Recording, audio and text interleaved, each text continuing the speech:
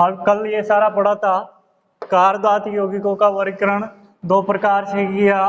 किस किस आधार पर? धातु और कार्बन के मध्य जो बंध बनता है उसकी प्रकृति के आधार पर। दूसरा था लिगेंड की प्रकृति के आधार पर। तो यहाँ पे जो धातु और कार्बन है उसके मध्य बनने वाले बंध के आधार पर हमने कितने भागों में बांटा इसे? दो भागों में। कौन कौन से थे?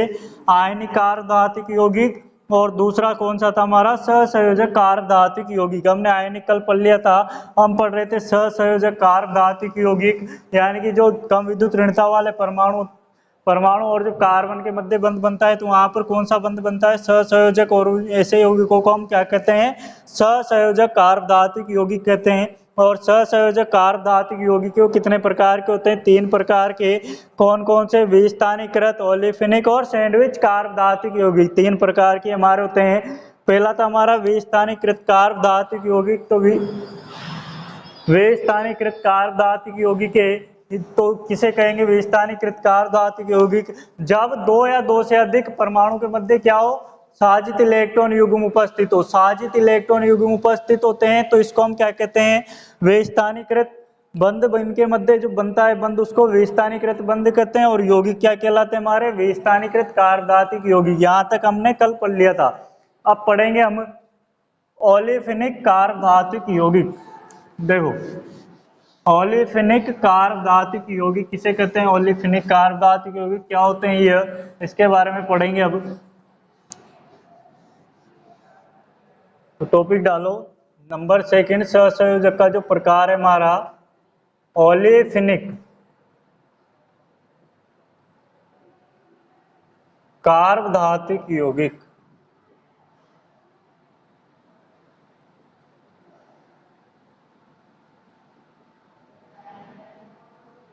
ओलेफिनिक कार्बधातुक यौगिक पहला हमने पढ़ लिया था विस्थानीकृत, उसके बाद दूसरा है ओलेफिनिक कार्बधातुक यौगिक। तो देखो ओलेफिनिक कार्बधातुक यौगिक क्या होते हैं?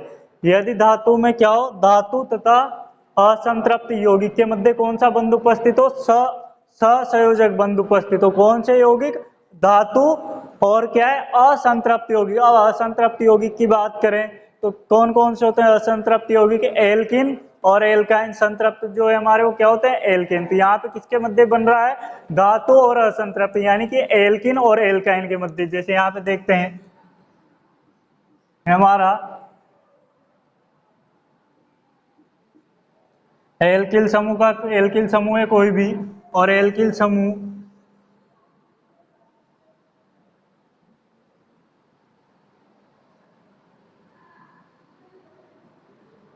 और ये है हमारी धातु। ये असंतृप्त यौगिक हो गया एल्किल समूह का, और ये होगी हमारी धातु। इसी प्रकार से इधर देखिए ये होगी हमारी धातु और एल्किल समूह।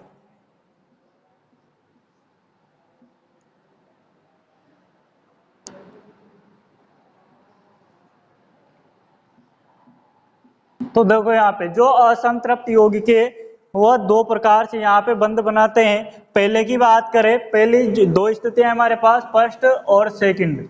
पहली और दूसरी स्थिति, 2 स्थितियां यहाँ पे। पहली स्थिति की बात करें तो प्रथम स्थिति में धातु का जो रिक्त कक्षक होगा, धातु का कौन सा? रिक्त कक्षक जो होता है, रिक्त कक्षक एल्किन जो है एल्काइन, यानी कि जो हमारे पास असंतृप्त यौगिक है एल्किन या एल्काइन के पाई इलेक्ट्रॉन अब्र से क्या कर लेता है? सहसंयोजक बंध द्वारा बंधित हो जाता है। ये एल्किन या एल्काइन का क्या है? पाई इलेक्ट्रॉन अब्र। इसके साथ ही क्या कर लेता है? सहसंयोजक बंध द्वारा बन जाता है, इसके साथ संयोजित हो जाता है। जबकि दूसरे की हम बात करें तो दूसरे में क्या होता है? जो दूसरी स्थिति है इसमें धातु के जो भरे हुए डी कक्षक, ये धातु के कौन से? भरे हुए डी कक्षक। धातु के भरे हुए डी कक्षक जो होते हैं वह एल्किन और एल्काइन के जो विपरीत बंधी रिक्त जो कक्षक होते हैं, विपरीत बंधी रिक्त कक्षकों के साथ सहसंयोजक बंध का ये निर्माण कर लेते हैं। तो यहाँ पे 2 प्रकार की स्थितियां बनी। पहली में हमने देखा जो धातु का रिक्त कक्षक है वह असंतृप्त यौगिक एल्किन या एल्काइन का जो पाई इलेक्ट्रॉन अब्र होता है इसके साथ सहसंयोजक बंध का निर्माण कर लेता है। पाई इलेक्ट्रॉन अब्र के साथ सहसंयोजक बंध का निर्माण कर लेता है। दूसरी स्थिति में क्या होते हैं? धातु के भरे हुए जो डी कक्षक हैं वह क्या करते हैं? जो यहाँ पर असंतृप्त यौगिक होते हैं इनके विपरीत बंधित जो कक्षक होते हैं इनके साथ पक्षबंधन के द्वारा सहसंयोजक बंध का निर्माण कर लेते हैं। और जो इस प्रकार के यौगिक है इन्हीं को हम क्या कहते हैं, ओलेफिनिक कार्बधातुक यौगिक कहते हैं। ओलेफिनिक कार्बधातुक यौगिक। तो यहाँ पे पहली स्थिति में तो क्या हो रहा है, पहली स्थिति में धातु का रिक्त कक्षक एल्किन या एल्काइन यानी कि असंतृप्त यौगिक, रिक्त कक्षक एल्किन या एल्काइन। एल्किन या एल्काइन के पाई इलेक्ट्रॉन अब्र से सहसंयोजक बंध द्वारा, एल्किन या एल्काइन के पाई इलेक्ट्रॉन अब्र से सहसंयोजक बंध द्वारा संयोजित रहता है, बंध द्वारा संयोजित है। जबकि दूसरी स्थिति की हम बात करें तो दूसरी स्थिति में क्या हो रहा है, दूसरी स्थिति में जो धातु का भरे हुए कक्षक है, धातु के भरे हुए कक्षक एल्किन या एल्काइन के विपरीत बंधी रिक्त कक्षकों के साथ पक्ष बंधन का निर्माण कर लेते हैं। तो यहाँ पे क्या हो रहा है, धातु के जो भरे हुए कक्षक है, धातु के भरे हुए कक्षक एल्किन या एल्काइन, एल्किन या एल्काइन के साथ, एल्किन या एल्काइन के रिक्त कक्षकों के साथ पक्ष बंधन प्रक्रिया द्वारा, विपरीत दिशा से आ रहे हैं तो कौन सा बंध बनेगा, पक्ष बंध प्रक्रिया द्वारा सहसंयोजक बंध का निर्माण कर लेते हैं। तो देखो यहाँ पे दोनों में सहसंयोजक बंध का निर्माण होता है। तो कौन सा प्रकार है हमारा सहसंयोजक का ओलेफिनिक कार्बधातुक यौगिक। पहले में क्या हो रहा है, धातु का रिक्त कक्षक एल्किन या एल्काइन के पाई इलेक्ट्रॉन अब्र से जुड़ा हुआ है, किसके द्वारा, सहसंयोजक बंध के द्वारा।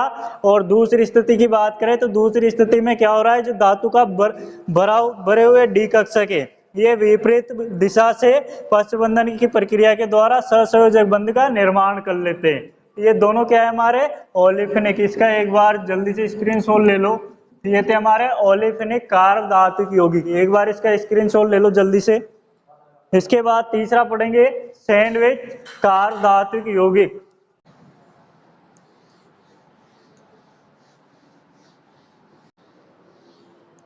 तो देखो दो हो गए हमारे सहसंयोजक के, पहला था हमारा विस्थानीकृत कार्बधातुक यौगिक, उसके बाद दूसरा था हमारा ओलेफिनिक। अब नंबर 3 है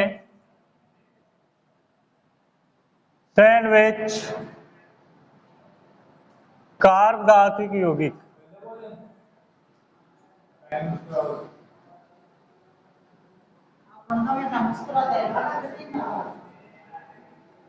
तो देखो क्या होते हैं सैंडविच कार्बधातुक यौगिक। अब एरोमेटिक यौगिकों की बात करें तो एरोमेटिक यौगिकों को लगभग सभी जानते हैं। एरोमेटिक क्या होते हैं, जिनमें वलय का निर्माण होता है वो क्या होते हैं, एरोमेटिक यौगिक होते हैं। अब यहाँ पे मान लो दो एरोमेटिक यौगिक है हमारे पास, कोई से भी दो एरोमेटिक यौगिक हैं। जैसे यहाँ पे एक हो गया हमारा ये एरोमेटिक यौगिक बेंजीन, और दूसरा एरोमेटिक हो गया हमारा बेंजीन। तो यहाँ पे हमारे पास दो एरोमेटिक यौगिक उपस्थित है, एरोमेटिक ये भी एरोमेटिक। और अगर इनके मध्य में क्या होता है, इनके बीच में कोई धातु परमाणु वलय, यहाँ पे कोई धातु परमाणु, दो वे यौगिक जिनमें क्या हो, दो एरोमेटिक वलय के पाई इलेक्ट्रॉन अब्र से क्या जुड़ी हो, धातु जुड़ी हो, तो वो क्या कहलाते हैं, हमारे सैंडविच यौगिक कहलाते हैं। जैसे यहाँ पे कोई भी धातु जोड़े, जैसे क्रोमियम जोड़ दी, इधर ये क्रोमियम जोड़ दी इन दोनों के साथ, तो किसे कहेंगे, वे यौगिक जिनमें जो धातु है दो एरोमेटिक वलय के किससे जुड़ी हो, पाई इलेक्ट्रॉन अब्र से। किसे कहेंगे सैंडविच, जब धातु एरोमेटिक वलय के पाई इलेक्ट्रॉन अब्र से जुड़ी हो, वही क्या कहलाते हैं हमारे एरोमेटिक यौगिक। जब धातु क्या हो, यहाँ पे दो करना है, दो एरोमेटिक, दो से जुड़ी हुई है ना, दो धातु दो एरोमेटिक वलय के पाई इलेक्ट्रॉन अब्र से जुड़ी रहती है, वही क्या कहलाते हैं हमारे एरोमेटिक सैंडविच यौगिक कहलाते हैं। तो ये थे हमारे सहसंयोजक कार्बधातुक यौगिक।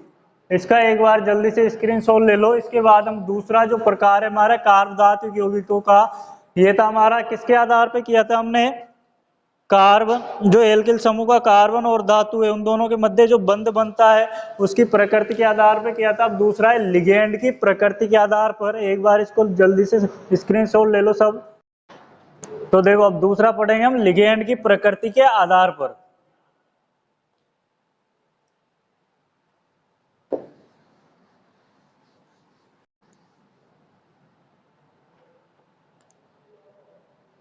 तो दूसरा टॉपिक डालो, लिगेंड की प्रकृति के आधार पर। इससे पहले किस आधार पर पढ़े थे हमने, एल्किल समूह का कार्बन और धातु के मध्य जो बंध बनता है उसकी प्रकृति के आधार पर। दूसरा है हमारा लिगेंड की प्रकृति के आधार पर। तो देखो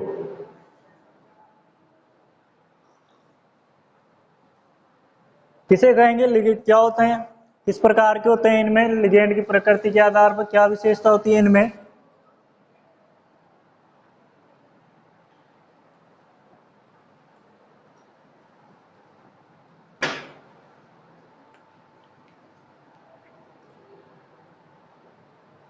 तो देखो जो लिगेंड की प्रकृति के आधार पर कार्बधातुक यौगिक है उनका वर्गीकरण किया गया। तो इनकी क्या विशेषता होती है, केवल इनमें जो धातु के साथ केवल क्या जुड़े रहते हैं, कार्बनिक समूह ही यहाँ पर जुड़े रहते हैं। धातु के साथ कौन, केवल कार्बनिक समूह, कार्बधातुक यौगिक, धात्विक यौगिक।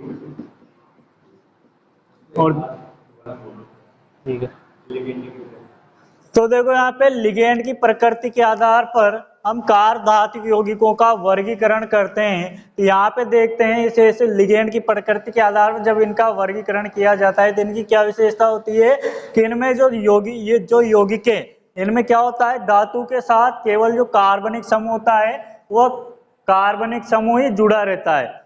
तो इस आधार पर हमने इनको कितने भागों में बांटा, दो भागों में बांटा। कौन कौन से, सरल कार्बधातुक यौगिक और मिश्रित कार्बधातुक यौगिक। तो यहाँ पे बात करें हमारा पहला है सरल कार्बधातुक यौगिक की। तो सरल कार्बधातुक यौगिक किसे कहेंगे, इन यौगिकों में धातुओं के साथ केवल क्या उपस्थित होता है, कार्बनिक समूह उपस्थित होता है, वह क्या कहलाते हैं, हमारे सरल कार्बधातुक यौगिक होते हैं। और जो सरल कार्बधातुक यौगिक है इनको कितने भागों में बांटा हमने, दो भागों में बांटा। कौन कौन से, सम्मित कार्बधातुक यौगिक और जो दूसरा भाग है इसका वो है असम्मित कार्बधातुक यौगिक। असम्मित कार्बधातुक यौगिक। तो देखो यहाँ पे बात करते हैं अगर सम्मित कार्बधातुक यौगिक क्या होते हैं और असम्मित कार्बधातुक यौगिक क्या होते हैं।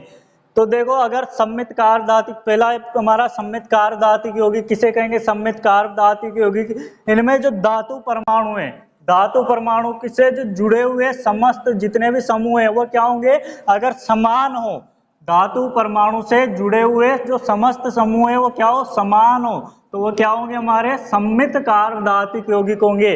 और अगर धातु परमाणु से जुड़े हुए समूह क्या हो, अलग अलग हो, तो वह क्या होंगे हमारे, अगर धातु परमाणु से जुड़े हुए जो समूह है वह क्या हो, अलग अलग हो, तो वह क्या होंगे हमारे असम्मित कार्बधातुक यौगिक। अगर समूह समान होंगे तो सम्मित, और अलग अलग होंगे तो वो क्या हो जाएंगे हमारे असम्मित कार्बधातुक यौगिक होंगे। और इसका जो दूसरा प्रकार है हमारा मिश्रित कार्बधातुक यौगिक, उसको देखो हम देखते हैं। अब इनमें क्या होता है, इस प्रकार के जो यौगिक होते हैं मिश्रित कार्बधातुक यौगिक, इनमें धातु परमाणु के साथ क्या होते हैं, कार्बनिक समूह तो जुड़ा ही रहता है, कार्बनिक समूह के साथ साथ क्या होते हैं अतिरिक्त जो अकार्बनिक समूह होते हैं वे भी इसमें जुड़े रहते हैं। इसको हम क्या बोलते हैं, मिश्रित कार्बधातुक यौगिक कहते हैं। तो यहाँ पे बात करते हैं लिगेंड की प्रकृति के आधार पर कितने भागों में बांटा, दो भागों में। और दो भागों में पहला कौन सा हमारा, सरल कार्बधातुक यौगिक। सरल कार्बधातुक यौगिक में देखे तो इसमें क्या होता है, हाँ थोड़ी देर में ये मीटिंग खत्म हो जाएगी तो थोड़ी वापस ज्वाइन कर लेना। तो देखो जो सरल कार्बधातुक यौगिक है, इन यौगिकों में धातुओं के साथ केवल क्या उपस्थित होते हैं, धातु के साथ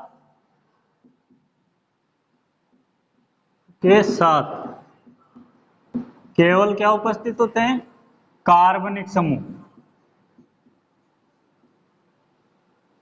कार्बनिक समूह उपस्थित होते हैं, उनको हम क्या कहते हैं, सरल कार्बधातुक यौगिक। ठीक है, सरल कार्बधातुक यौगिक में पहला है हमारा, कितने प्रकार के थे, दो प्रकार के। कौन सा है पहला, सम्मित कार्बधातुक यौगिक।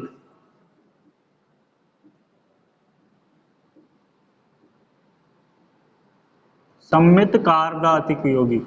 तो देखो सम्मित कार्बधातुक यौगिक किसे कहेंगे, सम्मित कार्बधातुक यौगिक क्या होते हैं ये। तो देखो अगर इनमें धातु परमाणु के साथ जुड़े हुए जो समूह है वो क्या हो, समान हो। जैसे मैं एक उदाहरण लिख रहा हूं यहाँ पे,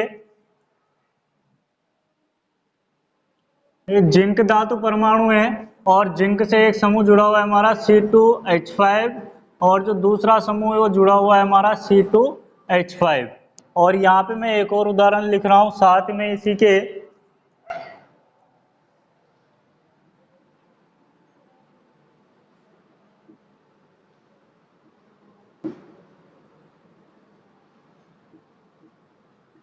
H5। तो देखो यहाँ पे क्या पढ़ रहे हैं हम, सम्मित कार्बधातुक यौगिक। मैंने क्या बताया थोड़ी देर पहले, अगर धातु परमाणु से जुड़े हुए समूह है वो कैसे हो, समस्त जितने भी समूह इससे जुड़े हुए होंगे वह समान होंगे। तो समान होंगे तो वो कौन सा होगा, सम्मित होगा। तो इन दोनों में से कौन सा सम्मित है और कौन सा असम्मित है, तो यहाँ पे देखे तो इससे जुड़े हुए जो दोनों समूह है C2H5 जो दोनों समूह, कौन सा समूह जुड़ा हुआ है, एथिल समूह इसके साथ जुड़ा हुआ है, यानी कि दोनों समूह क्या है, समान है। ये क्या है हमारा, सम्मित है। और यहाँ पे देखे दोनों क्या है, एक फेनिल समूह है, एक कौन सा है, एथिल समूह है। तो ये दोनों समूह क्या है, अलग अलग है, तो ये सम्मित नहीं है, ये कौन सा है, असम्मित होगा, जिसको हम आगे पढ़ेंगे अभी दूसरे में। तो देखो यहाँ पे सम्मित होगी, यानी कि दोनों समूह जितने भी समूह क्या हो, समान हो। तो यहाँ पे लिखो धातु परमाणु के साथ, धातु परमाणु के साथ जुड़े समस्त समूह क्या होंगे, समस्त समूह समान, वो क्या कहलाते हैं हमारे, सम्मित यौगिक। तो देखो यहाँ पे सम्मित यौगिक उदाहरण देखिए, जैसे थोड़ी देर पहले लिखा था C2H5 C2H5। तो यहाँ पे दोनों समूह क्या है, समान है, इसको हम क्या बोलेंगे, सम्मित यौगिक। नाम क्या हो जाएगा, कौन सा समूह है, एथिल। कितने समूह है, दो, तो दो को क्या लिखेंगे, die ethyl zinc, die ethyl zinc. इसके अलावा जैसे एक और देखें C2H5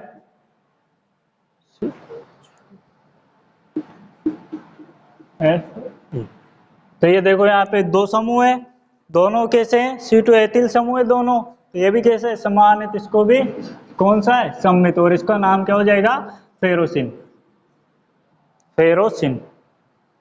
तो ये थे हमारे सम्मित कार्बधातुक यौगिक। अब इसके बाद दूसरा है हमारा इसका भी असम्मित कार्बधातुक यौगिक।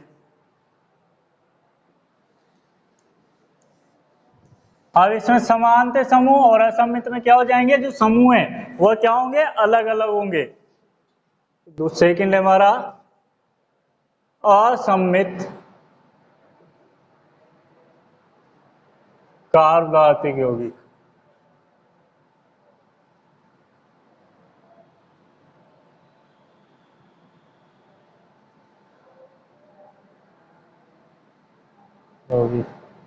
तो यहाँ पे असमित में क्या हो जाएगा, धातु परमाणु के साथ जुड़े हुए जो समूह है वो कैसे होते हैं, असमान होते हैं, अलग अलग समूह होते हैं, अलग अलग समूह होते हैं या असमान होते हैं।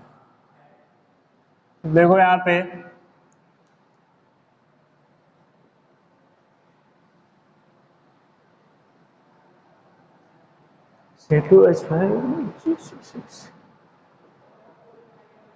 अच्छा, तो देखो यहाँ पे एक तो कौन सा समूह जुड़ा हुआ है इसके साथ, एथिल, और एक कौन सा समूह जुड़ा हुआ है, फेनिल, यानी कि दोनों समूह क्या है, अलग अलग है। अगर मान लो यहाँ पे दोनों एथिल होते हैं, दोनों फेनिल होते हैं, तो उसको हम क्या बोल देते हैं, सम्मित है।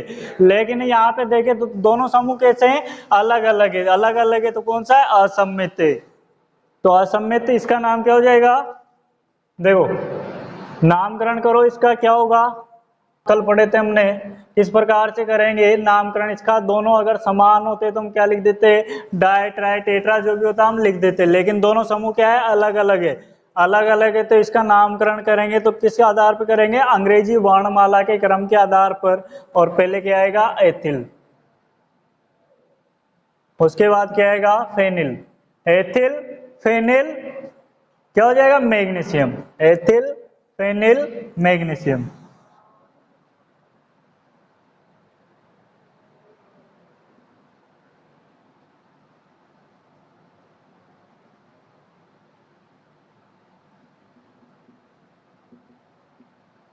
Ethyl phenyl magnesium.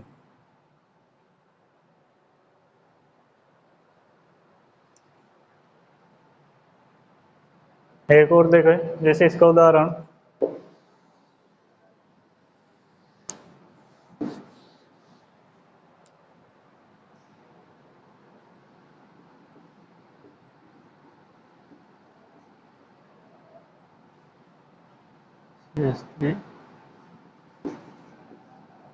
तो इसका नाम लिखेंगे तो क्या हो जाएगा, तो देखो यहाँ पे भी दोनों समूह कौन से अलग अलग, यानी कि असम्मित है, असम्मित है। तो नामकरण करो, अब इसका क्या होगा, कौन कौन सा समूह है, एक तो एथिल है और एक मेथिल है। तो पहले कौन सा आएगा, एथिल, उसके बाद कौन सा आएगा, मेथिल, और धातु कौन सी है, मैग्नीशियम। क्या हो गया, एथिल मेथिल मैग्नीशियम। तो ये हो गया हमारे असम्मित कार्बधातुक यौगिक। तो ये सरल कार्बधातुक यौगिक कितने प्रकार में, दो कितने भागों में बांटा था हमने, दो भागों में। कौन कौन से, सम्मित कार्बधातुक यौगिक, सम्मित में समान समूह रहते हैं और असम्मित में अलग अलग समूह रहते हैं। इसके बाद हम देखते हैं जो दूसरा प्रकार है लिगेंड की प्रकृति के आधार पर कार्बधातुक यौगिकों का, वह कौन सा है हमारा, मिश्रित कार्बधातुक यौगिक, मिश्रित कार्बधातुक यौगिक। तो सरल में हमने क्या देखा, जो धातु परमाणु उसमें क्या उपस्थित रहते हैं, केवल कार्बनिक समूह उपस्थित रहते हैं। लेकिन मिश्रित कार्बधातुक यौगिकों की बात करें तो मिश्रित कार्बधातुक धातु परमाणु से कार्बनिक समूह तो जुड़ा ही रहता है, उसके जो अतिरिक्त क्या होता है, अकार्बनिक समूह भी उसमें उपस्थित रहता है। तो दूसरा है हमारा लिगेंड प्रकृति के आधार पर मिश्रित कार्बधातुक यौगिक।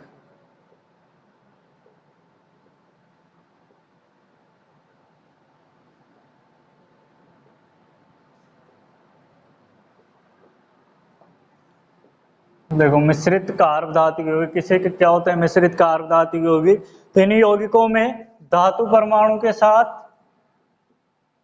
धातु के साथ क्या जुड़े रहते हैं, एक तो कार्बनिक समूह,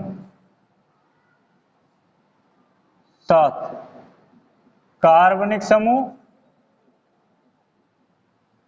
कार्बनिक समूह, और इसके अतिरिक्त कौन सा, कार्बनिक समूह के अतिरिक्त, इसके अतिरिक्त क्या उपस्थित रहता है इनमें, अकार्बनिक समूह भी यहां पर जुड़े रहते हैं।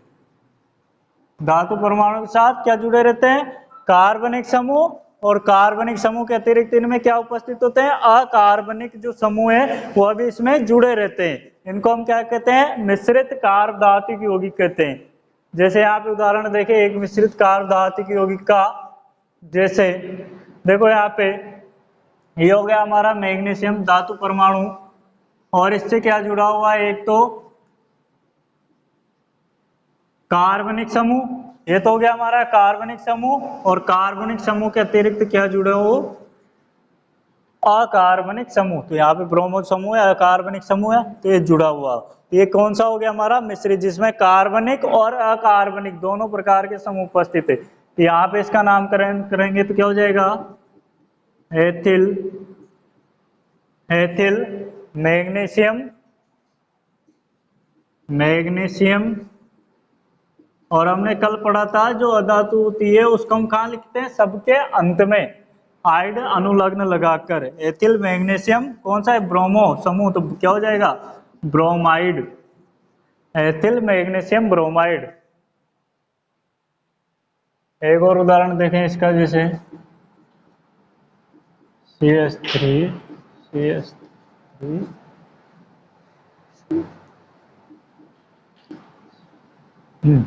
इसमें भी देखो कार्बनिक समूह और एक कौन सा, अकार्बनिक समूह, यानी दोनों प्रकार के समूह उपस्थित है। तो क्या वो कौन सा होगा, मिश्रित कार्बधातुक यौगिक। नाम क्या हो जाएगा, सबसे पहले क्या लिखेंगे, एल्किल समूह, तो कौन सा है, मेथिल है। कितने, दोनों समान है यहाँ पे, तो क्या हो जाएगा डाई मेथिल, डाई मेथिल। कौन सी धातु है यहाँ पर, टिन धातु है, तो डाई मेथिल टिन। और अधातु अकार्बनिक समूह कौन से, अकार्बनिक समूह कौन से हैं, क्लोरीन। तो यहाँ पे क्या हो जाएंगे, डाई मेथिल टिन, और कितने, दो, तो क्या लिख देंगे डाई क्लोराइड। ये हो गया हमारा मिश्रित कार्बधातुक यौगिक। इसके बाद हम पढ़ेंगे कार्ब एल्यूमिनियम यौगिकों का रसायन, जिसको हम पढ़ेंगे अगली क्लास में। आज की क्लास यहीं समाप्त करते हैं। ये हमारा जो कार्बधातुक यौगिकों का वर्गीकरण था ये पूरा हुआ। एक बार फिर से सुन लेना सारा वर्गीकरण। कार्बधातुक यौगिक, कार्बधातुक यौगिकों को हमने कितने प्रकार में बांटा, दो भागों में, कौन कौन से, पहला था हमारा धातु और जो एल्किल समूह का कार्बन है उसके मध्य बनने वाले बंध की प्रकृति के आधार पर, और दूसरा था लिगेंड की प्रकृति के आधार पर। तो पहला उसमें हमने देखा धातु और जो एल्किल समूह का कार्बन है उसके आधार पर हमने इसको कितने भागों में बांटा, दो भागों में बांटे थे। कौन कौन से, पहला था हमारा आयनिक और दूसरा था सहसंयोजक। सहसंयोजक जो कार्बधातुक यौगिक थे उनको हमने कितने भागों में बांटा, तीन भागों में। कौन कौन से, वे स्थानीयकृत, ओलिफिनिक और सैंडविच कार्बधातुक यौगिक। उसके बाद हमारे दूसरे थे लिगेंड की प्रकृति के आधार पर। तो लिगेंड की प्रकृति के आधार पर कार्बधातुक यौगिकों को हमने कितने भागों में बांटा, दो भागों में। कौन कौन से, सरल कार्बधातुक यौगिक और मिश्रित कार्बधातुक यौगिक। जो सरल कार्बधातुक यौगिक होते हैं वो कितने प्रकार के होते हैं, दो प्रकार के, सम्मित कार्बधातुक यौगिक और असम्मित कार्बधातुक यौगिक। और उसके बाद लास्ट था हमारा मिश्रित कार्बधातुक यौगिक। ये कार्बधातुक यौगिकों का पूरा वर्गीकरण हो गया। अब कल पढ़ेंगे हम कार्ब एल्यूमिनियम की रसायन अगली क्लास में, ठीक है।